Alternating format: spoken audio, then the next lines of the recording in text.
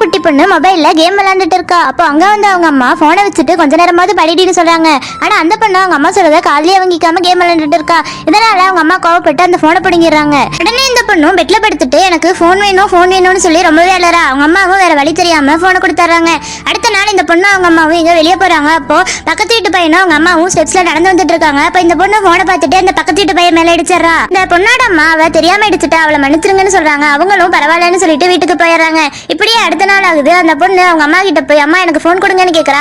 அதுக்கு அவங்க அம்மா இன்னைக்கு உனக்கு போன் எல்லாம் கிடையாது, நான் கொஞ்சம் வெளியே போறேன், நீ அது வரைக்கும் அந்த பக்கத்து வீட்டு பையன் கூட போய் விளையாண்டுட்டுன்னு சொல்லி அந்த பொண்ணை பக்கத்து வீட்டுல விட்டுட்டு போயிடறான். குட்டி பையனும் அந்த பொண்ணை அவனோட ரூமுக்கு கூட்டிட்டு போய் அவனோட டாய்ஸ் எல்லாம் எடுத்து விளையாட தரான். ஆனா அந்த பொண்ணு எனக்கு டாய்ஸ் எல்லாம் வேணாம், எனக்கு போன் தான் வேணும்னு சொல்றான். அந்த பையன் அவன் கையில இருந்த ஒரு பொம்மையை கொடுத்து இதை வச்சு விளையாடுன்னு சொல்றான். ஆனா அந்த பொண்ணு அதை தூக்கி எறிஞ்சிடறா.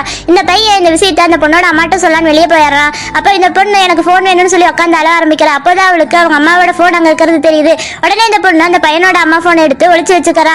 அப்ப அவங்க வந்து அந்த பொண்ணோட அம்மா நீ எதுக்காக இப்படி எல்லாம் பண்றேன்னு சொல்லி திட்டி அந்த பொண்ணை வீட்டுக்கு கூட்டிட்டு போயிடுறாங்க. இப்படியே கொஞ்ச நேரம் ஆகுது. இப்போ அந்த குட்டி பையனோட அம்மா அவங்க போனை கண்ணாடி தேடிட்டு இருக்காங்க. அப்போ அந்த பையன் என்கிட்ட ஒரு ஐடியா இருக்குன்னு சொல்லி பக்கத்து வீட்டுக்கு கூட்டிட்டு போறான். அங்க போனதும் அந்த பொண்ணோட அம்மா கிட்ட எங்க அம்மாவோட மொபைல் தொலைஞ்சு போச்சு, உங்க போனை கொடுத்தீங்கன்னா நாங்க ஒரு போன் பண்ணிக்குவோம்னு சொல்றான். உடனே அவங்களும் மொபைலை தராங்க.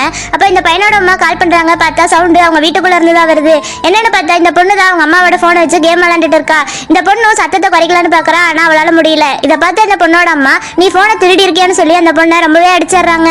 அந்த பொண்ணு கிட்ட இருந்த போனை வாங்கிட்டு வந்து இந்த பையனோட அம்மா கிட்ட கொடுத்துட்டு தயவு செஞ்சு என்ன மன்னிச்சிருங்க, என் பொண்ணு ஏதோ தெரியாம பண்ணிட்டான்னு சொல்றாங்க. உடனே இந்த பையனோட அம்மாவும் எல்லா தப்பும் உங்க மேலதான், நீங்க உங்க பொண்ணு கூட டைம் ஸ்பெண்ட் பண்றதே இல்ல, அதனாலதான் இப்படி ஆயிட்டான்னு சொல்றாங்க. கேட்ட இந்த பொண்ணோட அம்மா அவங்க பண்ண தப்ப புரிஞ்சுக்கிறாங்க. இந்த பக்கம் இந்த பொண்ணு அந்த பையன் கிட்ட நான் இனிமேல் இப்படி பண்ணவே மாட்டேன்னு சொல்லி சாரி சொல்றா. அப்படியே ரெண்டு பேரும் பேசி ஃப்ரெண்ட்ஸ் ஆயிடுறாங்க. இதை பார்த்து அந்த பொண்ணோட அம்மாவும் பையனோட அம்மாவும் ரொம்பவே சந்தோஷப்படுறாங்க.